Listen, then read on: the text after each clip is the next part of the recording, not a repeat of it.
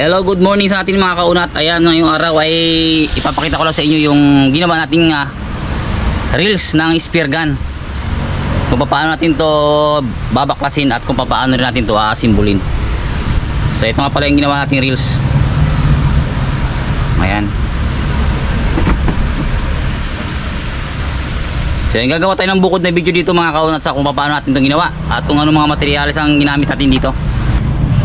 Ayan, ipakita natin kung paano natin ito binaklas itong ating babaklasin itong ating reels, DIY reels. Ayan, sa mga gustong gumawa ng reels ng spear gun na medyo hindi afford kung bumili ng spear gun sa online, ayan, pwede naman tayong gumawa ng DIY lang. Ayan, dalawa ito mga kaunat, ito ang isa, hindi pa tapos. Pero ngayong araw mga kaunat natatapos ito. Kasi turnover natin ang order ngayong araw din, ngayong mamayang hapon. Buti nagka-kuryente. Akala ko kanina ay maghapon. Okay, let's go. Ayan, kung mapapansin niyo mga kaunat, ito yung kanyang pinaka-panghigpit.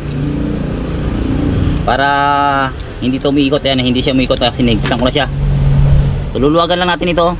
Ito ay mga kaunat ay PVC lang din. Yung kulay puti na PVC. Tapos sa loob niya ay pinalamanan ko lang ng pinuno ko ng epoxy yung polytop. Tapos syempre meron siyang nut sa loob. Ayan, luluwagan na natin yan. Okay, iit na yan.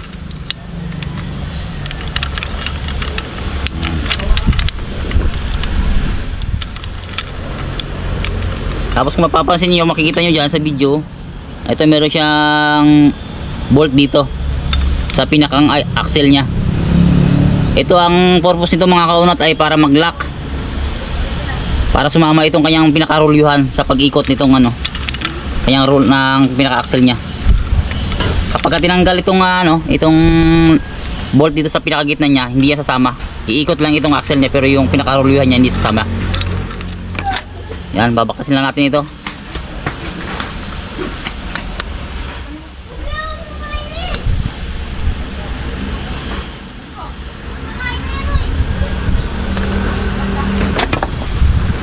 Yan. So yan, hugot na siya. Kung mapapansin yung mga kaunat, umiikot na siya pero yung rulyuhan niya hindi sumasama. Kasi tinanggal natin yung pinakalak niya. Then, tapos bubuksan, tatanggalin natin to.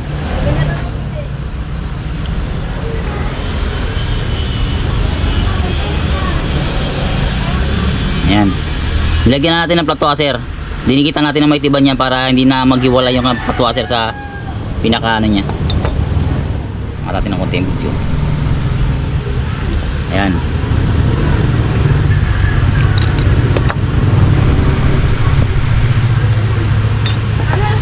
Ayan. Pwede na nating hugutin yan.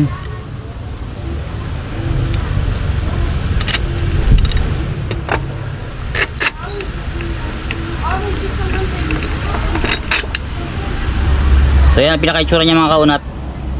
Ayan yung may butas sa loob ng pinaka-axle nya. Puro stainless yung metal lang ginagamit natin dito. Ito naman yung pinaka-handle nito, yung pinaka-pedal nya ay ano lang ito, kahoy na meron din siyang nut sa loob. Ayan. So ito hindi na natin ito babaklasin kasi hindi naman na kailangan. Yan, pagkatapos yan, ito na.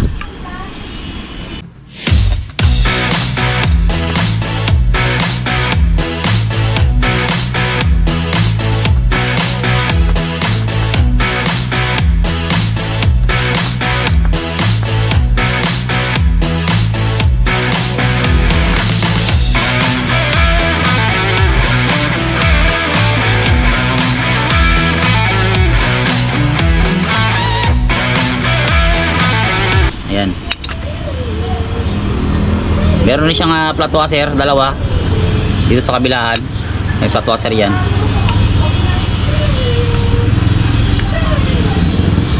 So, ganyan na magiging pinaka-itsura niya mga kaunat, Ayan. So wala na yung axle nya, ito na yung axle nya. Itong axle niya ay 8mm stainless, full thread. Pwede na naman siyang half thread lang siya. Ayun lang nabili ko kasi ay full thread siya.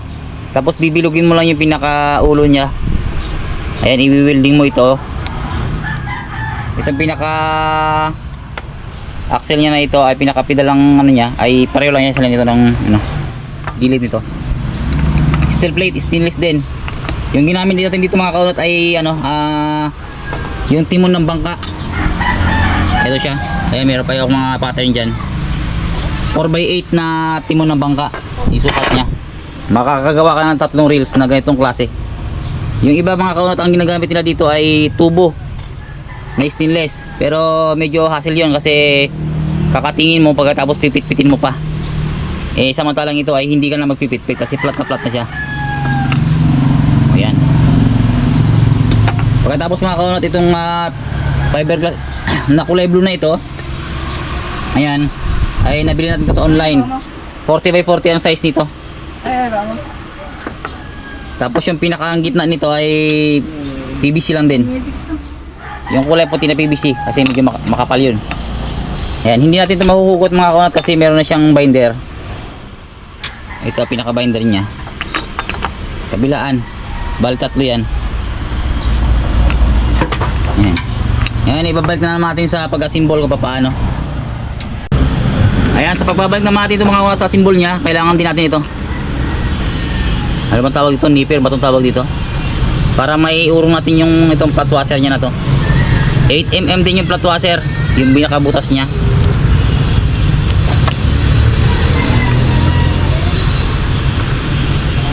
Ayan, maglalagay tayo ng flat washer dito. Ayan. Sa bawat pagitan nito mga kaunat, dito sa pagitan niya sa sulok at saka dito sa kabilang sulok, meron siyang flat washer. Ayan.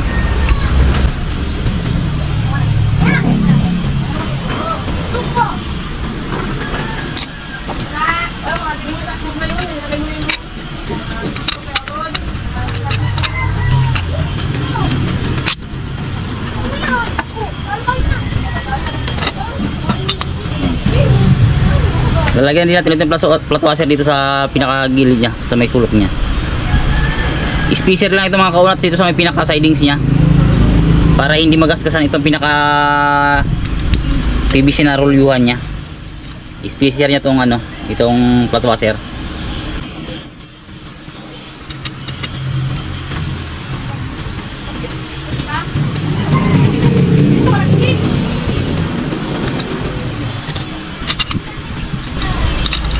So yan na mga kaunat, nakapasok na. Pero mapapansin nyo kahit na iniikot natin siya, ang rolyuhan niya ay hindi sumasama. Kasi nga meron pa yan lock dito. So yan, para sumama yung kanyang rolyuhan niya mga kaunat sa pinakaikot ng pinaka-axle niya ay kailangan natin ilagay yung lock.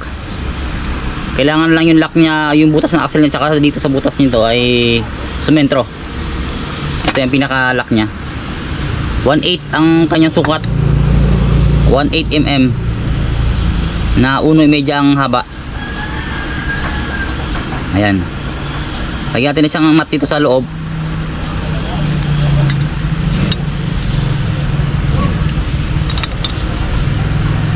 So yan, kailangan pantay na yung butas niya sa loob sa axle niya para tagusan siya.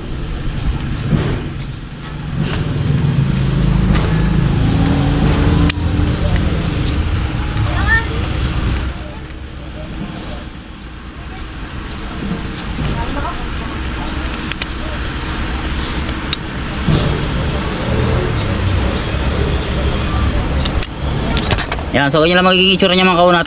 Yun, tamang-tama lang siya sa lumabas na pumantay dito sa pinaka-top niya. At yung sa ilalim niya naman, ganoon lang din. Yan, hindi siya lalampas na makakasagabal sa pinakatali niya. Ayan, ayan. So yan, sumasama na siya sa ikot ng ano, pinaka-axle niya. Tapos kakabit lang natin dito yung pinaka-nut niya na pang-lock niya. Ito yan. Yan, puro PVC lang din yan.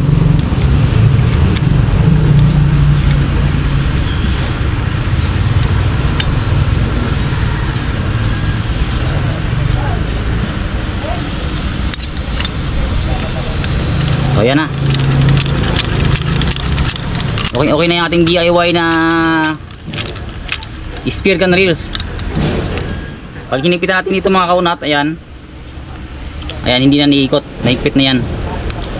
Tapos luluwagan na natin dito. Ayan, iikot na siya.